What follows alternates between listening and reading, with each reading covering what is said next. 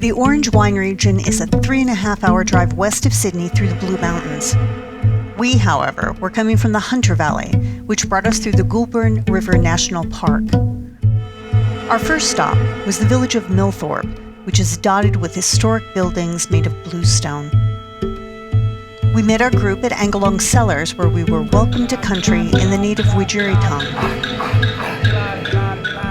Indigenous dancers blessed and purified us before we feasted on crocodile, emu, and kangaroo. Ben Crossing spoke to us about the wines.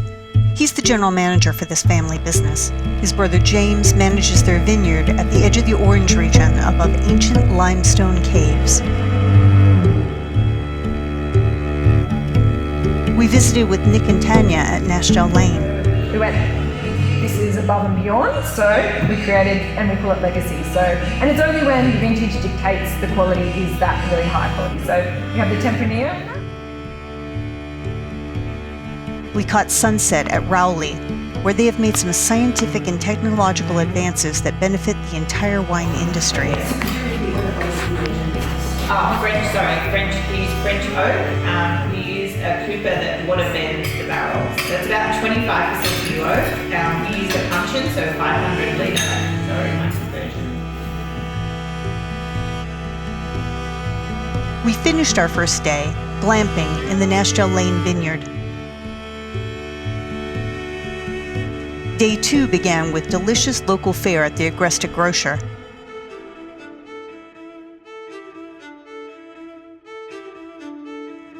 And a trip to the top of Mount Canobolas, the ancient volcano that overlooks the region and has views of the Blue Mountains. At Philip Shaw, we did an amazing vertical of their Chardonnays paired with small bites. If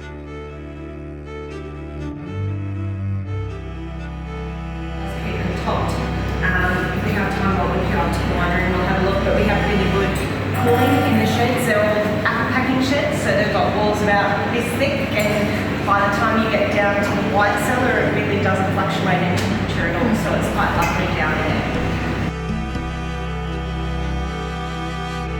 The afternoon was all about bubbles from Printhie in their packing shed.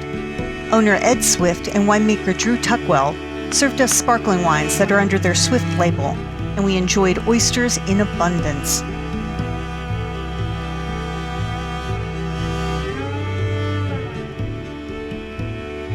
The evening finished at Ross Hill with a cooking class at their Barrel and Larder School of Food and Wine. Winemaker Luke Steele and his wife met us. We toured the Carbon Neutral Winery,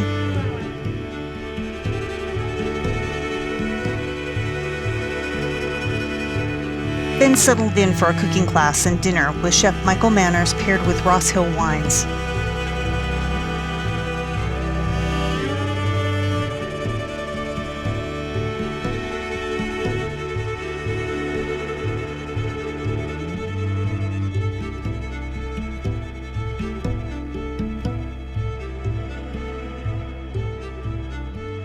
After a delicious and educational meal, we strolled back out to a gorgeous cloud-filled, moonlit sky.